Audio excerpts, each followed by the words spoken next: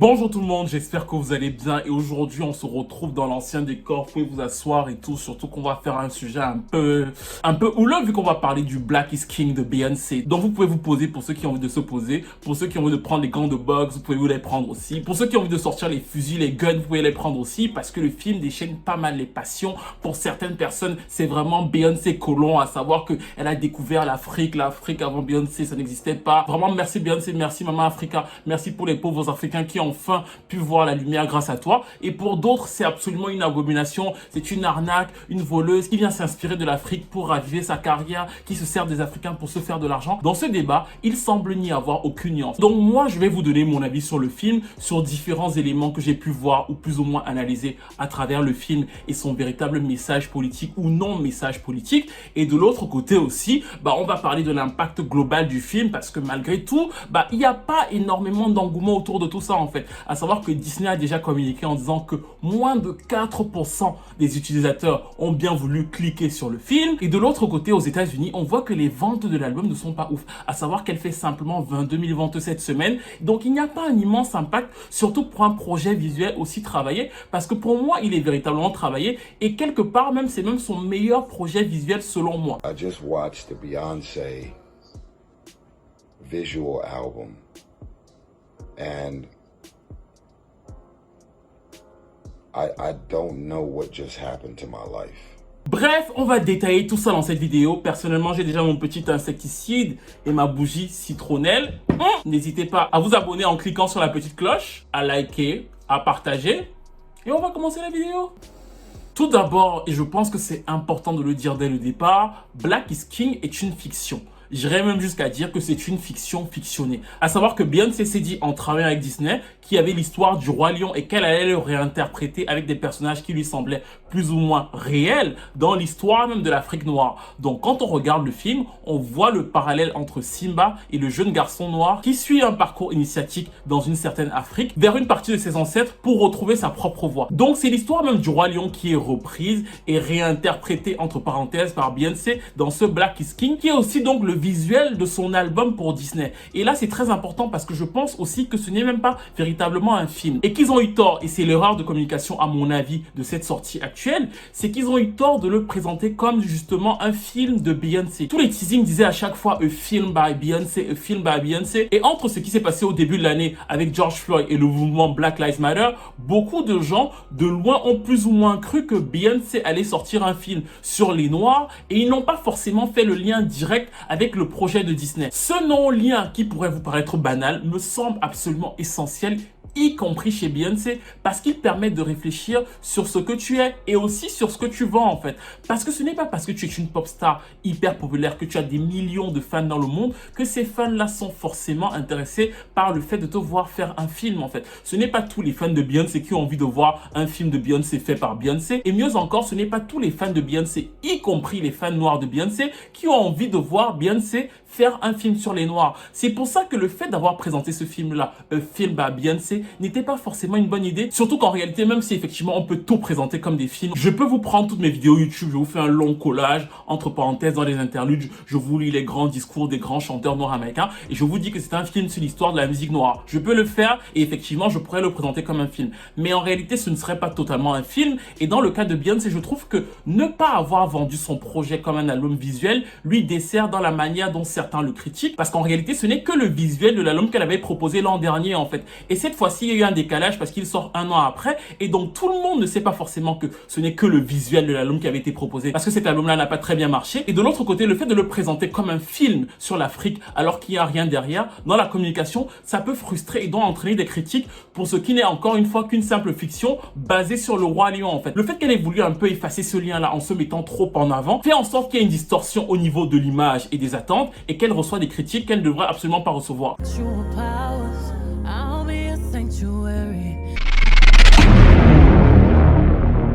L'autre L'autre point essentiel à mettre en exergue avant d'entrer dans les détails même du film, c'est bien sûr même le titre et la communication autour de ce projet. À savoir qu'elle le présente comme The Gift, le cadeau pour l'Afrique, et donc certaines personnes aussi, notamment dans la ruche d'abeilles, nous expliquent que vraiment vous osez dire que le cadeau que Beyoncé vous fait, vraiment le cadeau à l'Afrique. Et ça vient encore une fois d'une mauvaise connaissance, non simplement de ce qu'est l'Afrique, et encore une fois d'une mauvaise connaissance de ce qu'est l'industrie musicale en réalité en fait.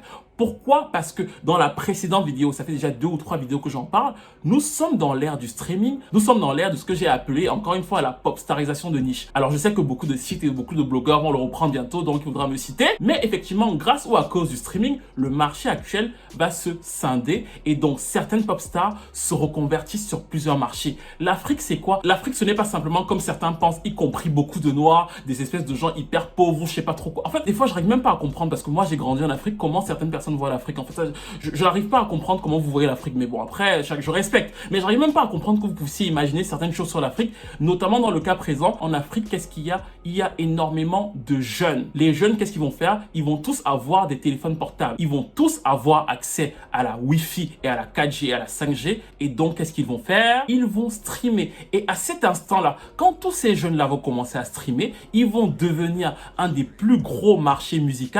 Si vous faites attention et vous regardez bien l'industrie du disque, vous allez voir que les Fnac ferment en Europe, elles ferment en France et elles s'installent dans plein de pays d'Afrique. Au Cameroun, en Côte d'Ivoire, dans plein de pays d'Afrique, vous voyez les installations de Fnac et d'anciens modèles qui existaient en Europe sur la musique, ils se dirigent où? Ils se dirigent en Afrique parce qu'ils savent que dans 10, 15, 20 ans, ça va devenir l'un des principaux marchés musicaux du monde. Et ce qui est vraiment hyper intéressant, c'est qu'avant, effectivement, les Africains, ils n'avaient pas forcément l'argent pour devenir de gros investisseurs pour les grosses pop stars mondiales. Mais dès la seconde où ils seront nombreux à streamer et que leur stream va valoir la même chose que le stream de l'américain ou du français, ben en fait, ils vont devenir une véritable force dans l'industrie du disque. Et ça, Beyoncé le sait pertinemment. De la même manière que Taylor Swift, vous avez dû voir que Taylor Swift et la Chine, ça devient une grosse histoire d'amour. C'est pourquoi? C'est parce qu'elle sait que même s'ils n'ont pas encore fait leur totale transition streaming, ils vont la faire en fait. Et quand ils vont la faire, sachant qu'elle est là avec eux, ben en fait, elle aura des streams de dingue chez eux. Et c'est exactement ce qui se passe aussi avec Beyoncé, à savoir que The Gift n'est pas simplement un cadeau complètement désespéré aux Africains. Non, c'est parce qu'elle sait très bien que les Africains écoutent d'abord leur musique. La plupart des gens croient que les Africains écoutent d'abord les pop stars internationales. Ce n'est pas vrai. Ils consomment d'abord local. Ils ont une fierté sur leur musique. Donc, beaucoup de pop stars vont devoir les séduire. Et comme ils seront des plus gros marchés, c'est tout à fait logique que Beyoncé, qui est d'abord une pop star afro-américaine, se soit dit, il faut que j'ai ma place sur le marché africain en fait.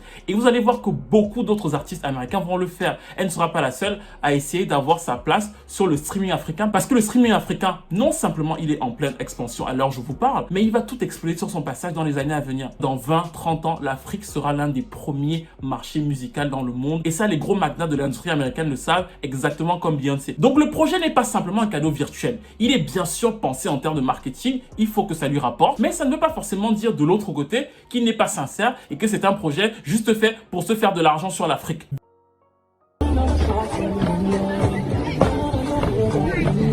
Visuellement, c'est l'un des plus beaux projets du genre que j'ai jamais vu. À savoir que non simplement, c'est de loin meilleur que Limonade, mais même chez les autres artistes, visuellement, on a rarement vu quelque chose d'aussi travaillé au niveau de l'imagerie, au niveau de l'esthétique. Les plans avec elles sont superbement longs. Des fois, c'est un peu trop saccadé et on n'a même pas le temps de profiter de certains plans, mais je pense que c'est un choix artistique voulu. Donc, de ce côté-là, c'est vraiment très plaisant. En plus, dans ce projet-là, il y a un truc qui m'a interpellé dès le départ, c'est que Beyoncé vieillit et donc sa voix devient de plus en plus grave. Donc, on sent qu'elle a la voix plus grave et ça va mieux avec cet univers plus mature. Autant dans le film, je trouvais qu'elle n'avait déjà pas la voix parlée pour jouer son personnage, autant ici, je trouve qu'elle a non simplement la voix parlée pour raconter plus ou moins, pour faire le lien qu'elle fait plus ou moins entre les différents clips et les différentes histoires, mais surtout cette voix un peu plus grave me fait plaisir parce qu'elle donne un peu plus de corps à certains titres, comme Find Your Way Back, qui est ma préférée de l'album. Je vous l'ai déjà dit à plusieurs reprises, ma scène préférée en Afrique, c'est la scène sud-africaine. J'aime beaucoup la house sud-africaine, mais ce qui est aussi de très bien chez eux, c'est qu'ils adorent les arrangements vocaux en fait. Ça fait intégralement partie de leur histoire et quand vous écoutez Find Your Way Back, les arrangements vocaux sont absolument magnifiques, surtout sur la fin, parce qu'on y retrouve encore plus tout ce truc sud-africain avec des vocals qui rappellent même un peu les Destiny Child en fait. Et il y a une petite vibe émotionnelle qu'elle transpose aussi dans le clip. Parce que dans le clip, on a des décors un peu disco, un peu années 70, qui rappellent parfois Donna Summer, qui rappellent même parfois un peu Grace Jones. Donc cet univers-là m'a beaucoup plu. J'ai beaucoup aimé aussi le clip de My Power avec tout l'hommage à la culture Yoruba et la chorégraphie qui était plutôt bien exécutée. Ça donnait ça. Pour la petite histoire, dans la précédente vidéo où je parlais de ce titre, j'avais bien dit à la base que ça s'entendait que c'était un couplet de Yemi Alade. Et les fans de Beyoncé, comme d'habitude, non, pas du tout. Alors que ça s'entend, encore une fois, quand vous l'écoutez, que c'est un couplet de Yemi Alade. Vous savez comment Beyoncé pose. Si vous écoutez Beyoncé, vous savez comment elle pose. Et quand vous écoutez ce titre, vous entendez bien que quand elle pose, c'est Yemi Alade en fait. Et Rolling Stone a confirmé qu'à la base, effectivement, c'est une chanson avec Yemi Alade et que Beyoncé a juste reposé dessus. Mais ça s'entend. Bref, le clip est très bien fait. Et j'aime beaucoup aussi ce moment-là qui a été matérialisé et qui est un des moments poignants du film, c'est ça. Who are you? Parce que le moment où il dit au petit garçon « Who are you ?» dans l'audio, déjà c'était fort pour moi. Mais dans la représentation visuelle, c'était encore plus fort parce qu'en fait, lui, il a tout l'attirail du vaudou. Et en fait, il demande au petit garçon qui tu es de manière très simple pour que le petit garçon n'ait pas peur de sa culture en fait. Il y a une espèce de naturel dans la manière dont tu lui poses la question alors qu'il y a un serpent autour de son cou qui montre bien que le petit, lui, doit accepter et ça se voit au fil du film, sa propre culture et qu'il ne doit pas avoir peur de ses propres ancêtres. Et j'ai beaucoup aimé cette référence comme celle-ci aussi.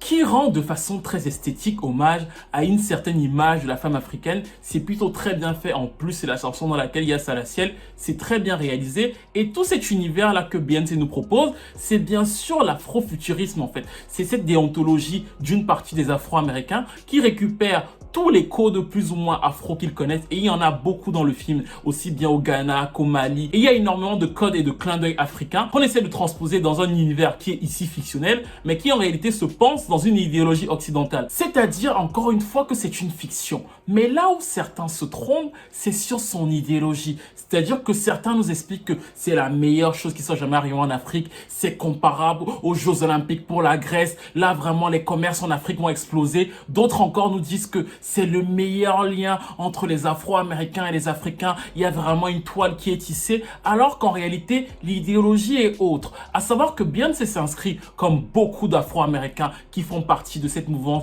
plutôt afro-futuriste, dans cette idée de se dire que nos ancêtres étaient des Africains, ils étaient des rois, donc on va récupérer toute leur imagerie, on va récupérer tout ce qui était beau chez eux, et on va mettre ça sur notre tête pour le réinscrire dans un univers plutôt occidental. Et en plus, le message qui est tissé en filigrane dans ce film, c'est quoi? Tes ancêtres étaient des rois, toi aussi bats-toi, comme ça à ton tour tu deviendras un roi. Ce n'est pas un message qui est méchant, ce n'est pas un message qui est faux, mais en fait c'est quand même un message qu'il faut comprendre parce qu'il s'inscrit dans une idéologie capitaliste afro-américaine. C'est d'ailleurs pour ça que les symboles africains ne sont pas les seuls symboles qu'elle reprend. Elle est à la fois plusieurs reines africaines, à savoir Bantou, Yoruba, égyptienne, et comme c'est Beyoncé, elle a aussi plusieurs déesses africaines, notamment la déesse Oshun. Mais elle ne s'arrête pas là en fait.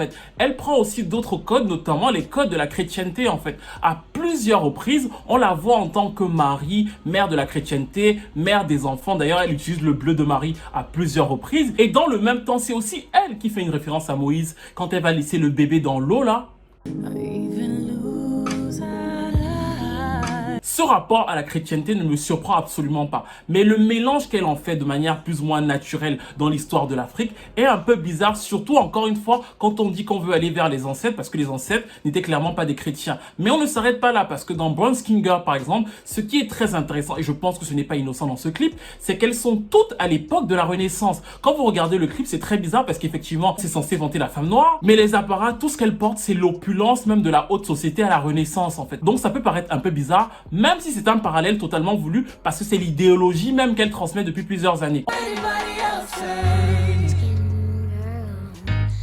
On reprend les codes du capitalisme blanc. Ensuite, donc, on les fusionne avec toute cette histoire de la royauté, toute cette somptueuse histoire des Noirs et des Afro-Noirs qui se sont battus et qui ont été effectivement les hommes les plus riches de la planète à une époque. Donc, on fait ça, on fusionne, on se met soi-même en tant que héros ou héroïne. Et ça, c'est très important. Ils sont toujours, Beyoncé et Jay-Z, les héroïnes ou les héros de ces petites histoires qu'ils racontent dans leur dernier clip. Bah, en fait, on fait ça. Et ensuite, on présente cet univers qui est donc plus ou moins wakandéen à l'ancienne l'ensemble de la population. Le problème qui se pose, c'est que cette vision a malgré tout des failles. Et c'est ce qu'a noté la rappeuse No Name. Beaucoup de gens lui sont tombés dessus. Mais ce qu'elle a dit, même si je ne suis pas totalement d'accord avec elle, était assez pertinent sur un aspect plutôt clair, à savoir que comme c'est totalement éloigné de la réalité, en fait, ça peut peut-être faire mal à des gens en fait. Et quand elle dit que c'est de l'esthétisme africain drapé dans du capitalisme, c'est totalement la réalité. Elle rappelle aussi dans son tweet un peu plus loin que les Africains actuels sont touchés par l'impérialisme américain. Donc ils sont touchés par la machine capitaliste américaine.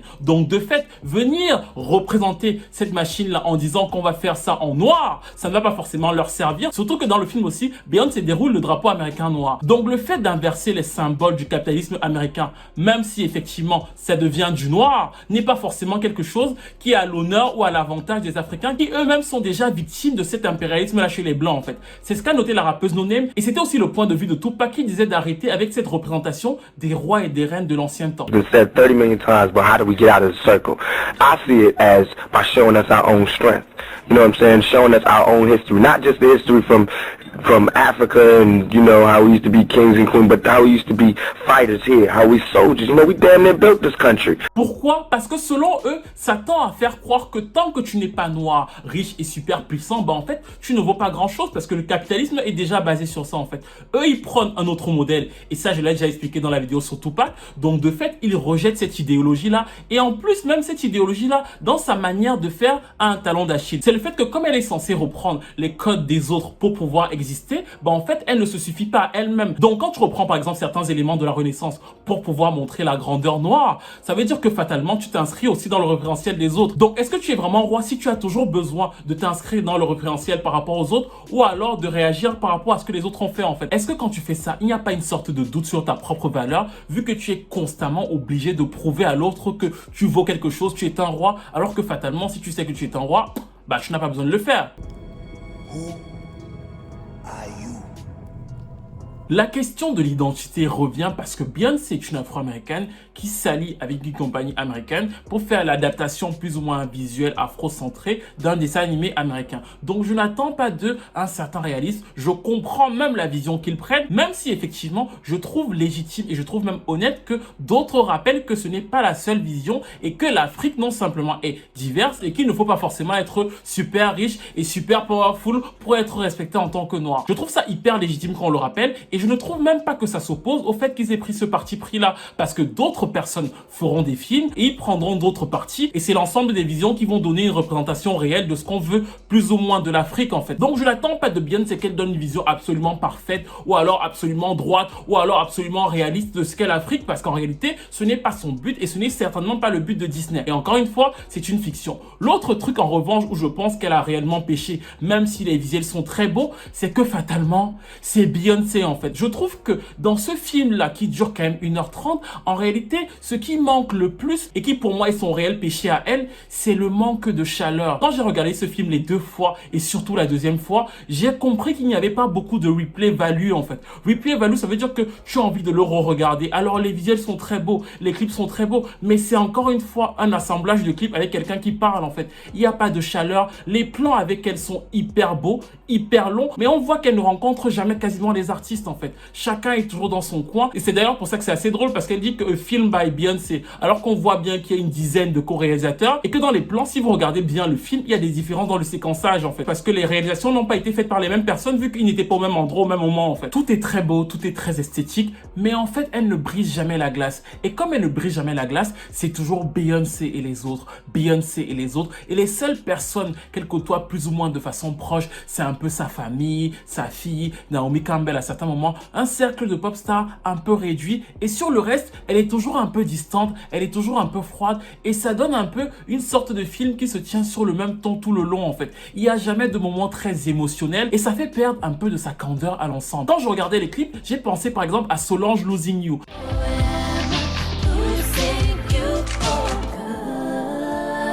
Et Solange Losing You, même si effectivement elle n'est pas proche des gens, elle s'ancre dans le réel et d'un coup, le clip est un peu fun, il est un peu drôle. Beyoncé, c'est très professionnel, c'est très bien fait, mais ça manque finalement un peu d'Afrique, un peu d'humour. Et donc de fait, même si tout est très beau, la replay value, le fait de revoir le film en entier n'est pas très intéressant en fait. Les gens vont préférer regarder les clips les uns par-ci par-là, mais regarder tout en entier avec les interludes souvent tenus sur un ton hyper sérieux. Après tu commences à danser, ça n'a pas forcément de sens, ça manque un peu d'humour, ça manque un peu de tendresse parfois. Et je pense que c'est sur ce point-là précis que pour moi elle a péché parce qu'elle ne s'est pas assez ouverte. Et donc de fait le film ressemble à un beau magazine, mais il n'est pas attractif pour quelqu'un qui ne se sentirait pas concerné. Il n'y a pas d'histoire forte, il n'y a pas de propos forts, il n'y a pas d'humour. Et à mon avis c'est ce côté-là qui l'empêche de percer auprès du très grand public, y compris chez les noirs en fait. Parce que quand on voit les scores de Disney, c'est certain que certains blancs fans de Beyoncé sont aussi allés voir. Et donc ce n'est pas que les noirs. Et donc si les chiffres sont aussi bas, c'est que même chez les noirs, il n'y a pas un attrait hyper ouf pour cette proposition artistique.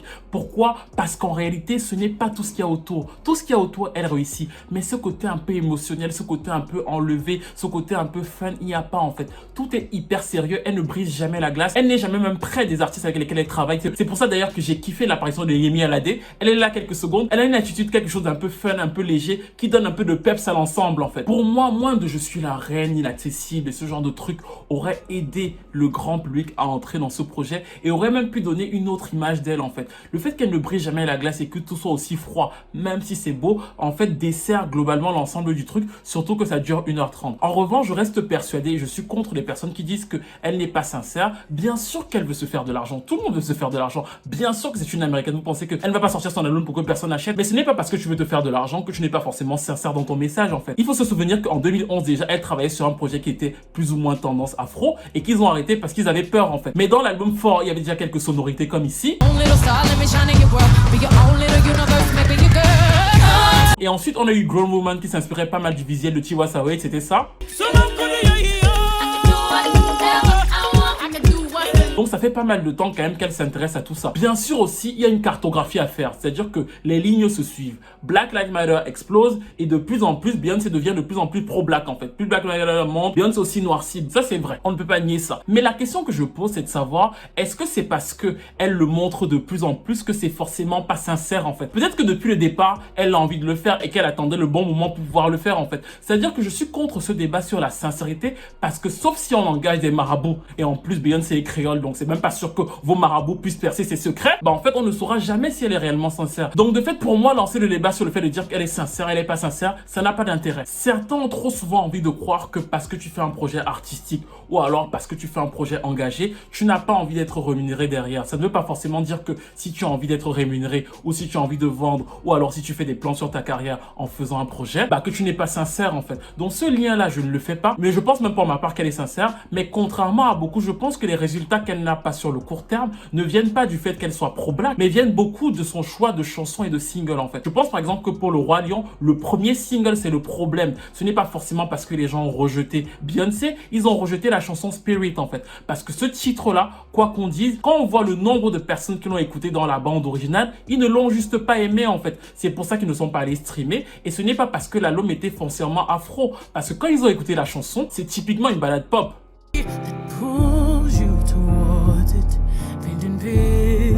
Elle n'était pas faite pour scinder, elle était plutôt faite pour attirer le public. Et si elle avait cartonné grâce aux conversions stream, l'album de Beyoncé se serait beaucoup vendu en fait. C'est parce que le public a rejeté cette chanson-là que l'album n'a pas suivi. Donc je pense que au-delà du truc pro-black qui peut repousser une partie de son audience, chez elle, il y a aussi et d'abord surtout un problème de choix de single en fait. Parce que même Black Parade qui est sorti récemment, musicalement, au-delà du fait que ce soit un single dédié aux noirs, ce n'est pas ouf en fait.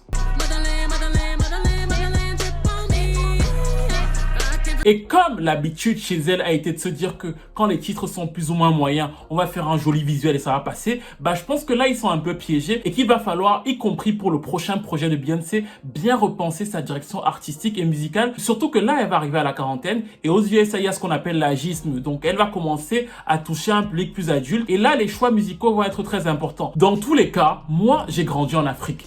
j'ai grandi au Cameroun et je ne m'attends absolument pas à ce que Beyoncé partage exactement la même vision que moi, la même idéologie que moi. Je lui demande pas ça, surtout que je suis conscient que j'ai une idéologie qui peut paraître différente ou alors bizarre par rapport à d'autres personnes qui ont forcément grandi en Occident ou alors qui ont été blessées par le racisme en fait. Parfois, je reçois certains messages de fans de Beyoncé et de Nicki Minaj qui me traitent de singe, de babouin et ce genre de choses et franchement les gars, je tiens à vous le dire, je suis la dernière personne à laquelle vous pouvez faire ça en fait. Des fois, ils m'envoient plein de messages racistes là ou alors des trucs, oui, ton accent, tu viens d'arriver en France. Franchement, vous faites une liste des êtres humains sur Terre. Je suis sûr que je suis parmi les derniers à qui il ne faut pas faire ça parce que ça me laisse à 37 degrés en fait, température normale du corps. Je ne suis absolument pas touché par ça en fait. C'est-à-dire que moi, j'ai grandi dans un référentiel où je suis tellement fier, enfin normal par rapport à ma couleur de peau et à mon africanité que je n'ai pas ce genre de problème en fait. Mais je suis justement conscient que beaucoup de gens sont blessés par rapport à ça chaque jour et c'est pour ça que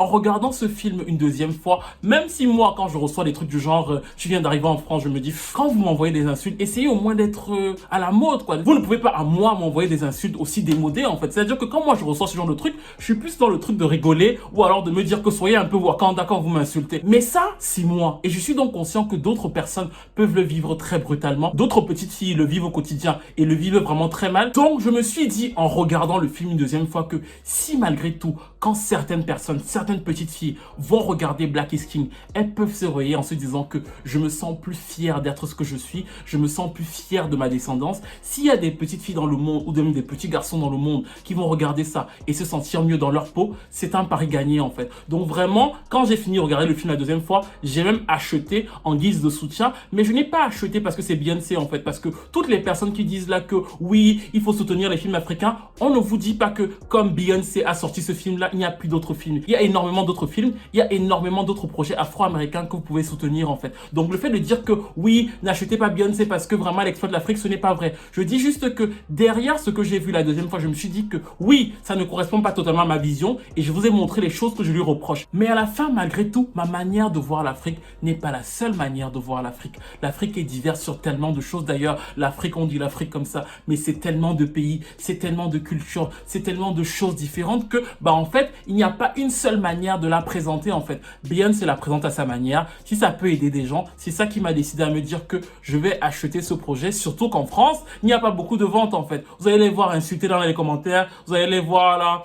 Mais derrière, Beyoncé ne vend bizarrement pas beaucoup en France et ça date d'ailleurs d'un certain temps, mais ça nous le verrons dans une autre vidéo. Là, nous arrivons à la fin de cette analyse sur le film Black is King. Dites-moi ce que vous avez pensé de ce film. Est-ce que pour vous c'est vraiment un changement? Parce que ce truc pour moi de Mama Africa, je vous le dis tout de suite, c'est ridicule. Toutes les personnes qui, parce que Beyoncé a mis un pagne, ont commencé à dire Mama Africa, c'est une mentalité de colon. C'est les personnes qui dans leur village, là quand ils reçoivent les blancs, dès qu'un blanc porte un petit pagne africain, ils le nomment chef de village. Ça c'est comme ça que moi je le vois. Mais autrement, qu'est-ce que vous avez pensé de ce film en fait? Est-ce qu'il vous a touché? Est-ce que pour vous c'est une évolution? Est-ce que pour vous c'est vraiment quelque chose qui a changé la vision de l'Afrique dans le monde? Est-ce que de l'autre côté vous avez détesté? Est-ce que vous avez pu regarder jusqu'au bout? Est-ce que pour vous ce n'est que de l'exploitation? Je vous ai donné mon avis. N'hésitez pas à liker, à commenter, à vous abonner à la chaîne, à participer au Tipeee et je vous retrouve très vite pour une nouvelle vidéo.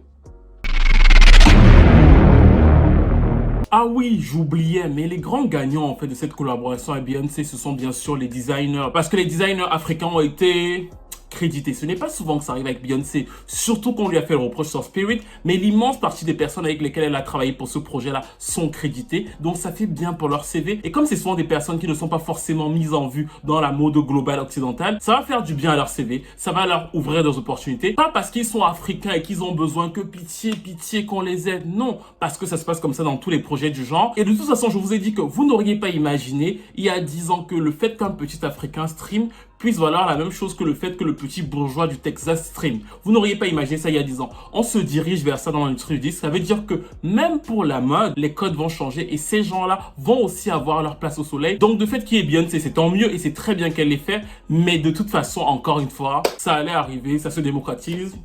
We are coming.